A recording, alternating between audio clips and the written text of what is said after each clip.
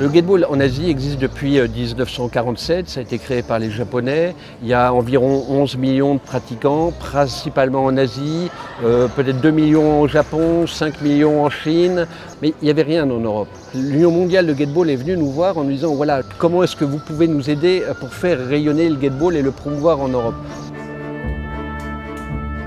On s'est rencontrés et en 10 minutes, il m'a expliqué ce qu'était le Gateball, il m'a présenté les valeurs du Gateball et ça calait directement avec les valeurs d'essayer de promouvoir l'Union européenne.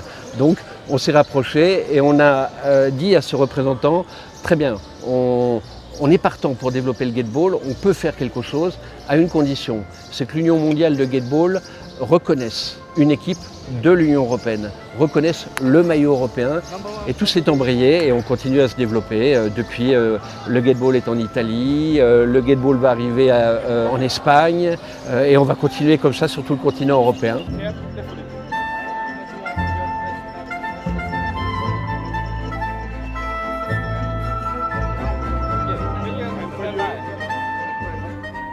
You have to go through a gate to start, which is a little bit frustrating for us beginners because sometimes we don't make it.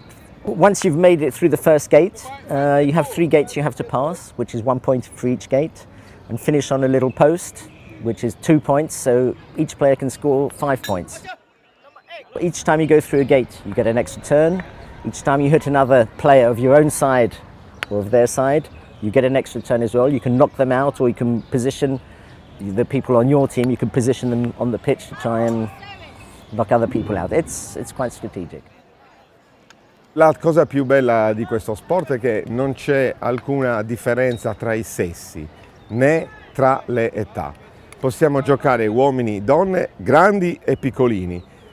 La stratégie est plus importante del gesto atletico. Pour des débutants, dès les premières parties, c'est très plaisant parce qu'on applique des stratégies qui sont toutes simples. Et petit à petit, il va acquérir la stratégie et par lui-même, en rentrant sur le terrain, il saura à l'avance, grosso modo, ce qu'il va devoir faire. Et il se verra confirmer le geste par le stratège. Bien. La délégation européenne qu'on a envoyée ici en Thaïlande pour jouer ce tournoi a pu montrer que l'Europe existait. Aujourd'hui, on arrive avec 2 équipes féminines, masculines, dans lesquelles il y a des Italiens, il y a des Belges, des Anglais, des Français. Et tout ce petit monde relève le défi non seulement de porter et défendre fièrement le maillot européen, mais de montrer que l'Europe existe. Well, it's a bit of a surprise for us because we didn't really quite know what to expect. Our first goal was to try and win 1 game.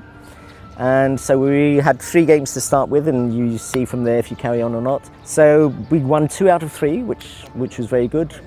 Went to in the last 16, and we lost, of course, because then it became very, very strong, very competitive.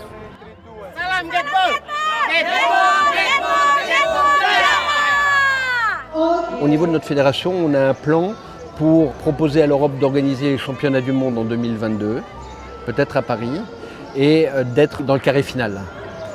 Donc on se prépare pour ça, on a plusieurs années, il y a la volonté, il y a l'honneur de porter le maillot européen qui motive, je dirais, d'autant plus.